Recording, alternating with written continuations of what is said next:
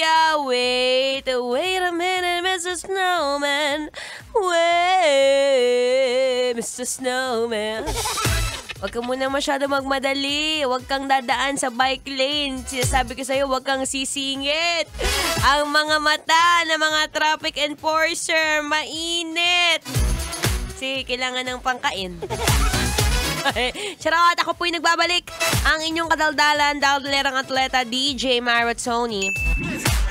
At minsan nare-realize ko, masarap din naman pala magsalita ng mahinahon. Masarap din naman magsalita ng hindi nagmamadali. At syempre, masasarap tumabaho ng hindi mo... aligaga. Pwede naman dahan-dahan lang. Ikaw naman si lagi pa uwi. Meron din ako ibang mga na-realize lately. Meron ba sa inyo na paminsan-minsan mas pinipiling magmadali kaysa gawing tama ang trabaho? Yan minsan may mga ganun tayong moment, diba? Yung sa sobrang pagmamadali mo sa pagtatrabaho, yung mga deadline, yung mga gusto mong gawin, yung mga inuutos sa'yo ng boss mo, wala ng quality, be. Kagaya mo, nagdadrive ka ngayon, diba? Mamaya, yung pasahero mo, umiinit ang ulo sa'yo kasi nga nagmamadali ka sa pagmamaneho. O kaya naman, ayan, tingnan mo, nagbigay ka ng sukli dyan sa binentahan mo ng kung ano man yan. Tapos yung naibigay mong sukli, mali. O, di ba binigyan ka ng 500, naisukli mo 450. Eh yung binigay niya sa'yo, 250. Yun yung binili niya, 300. Mat. O, di ba minsan pag nagmamadali tayo, kulang-kulang, sobra-sobra.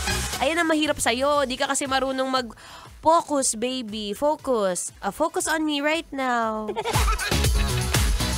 Minsan, mahirap yung ganyan. Kaya naman, ngayong araw na to, bigyan ka na ng ilang tips at tricks para naman hindi ka laging pwede madali. Ayaw ko sa'yo. Tip number 1. Kapag ka nagmamadali ka, lagi mong iisipin may tamang timing sa lahat ng bagay. Kung hanggang ngayon ay hindi pa rin kayo, iwan mo na yan. Charat! Kung hanggang ngayon ay hindi pa rin kayo, kunwari, sige ba, nililigawan ka, tapos yung nililigawan mo, ilang buwan o ilang taon mo nang hinihintay, well, tanungin mo, baka naman may rason. Pero kung hanggang ngayon, feeling mo naman mahal mo siya, di konting pasensya, ha?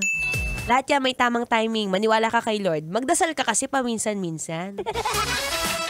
Tip number 2. Kung ikaw ay laging nagmamadali, isipin mo mas maganda kapag dahan-dahan. Mas na-enjoy ang process of life. Tingnan mo, diba? Kapag dahan-dahan na ipapasok mo ng maayos, nakakapasok ka ng maayos sa trabaho. Diba? Walang the please, bibi. Anyway, wag ka muna masyado magmadali today. Today is Friday. Lahat tayo makakauwi ng safe and sound sa bahay. For now, hinga muna ng malalim, mag-relax, mag-stretch ng kaunti. Habang nakikinig ng feel-good music. Ngayong Feel Good Friday. Kailangan ba bang i-memorize yan? Basic.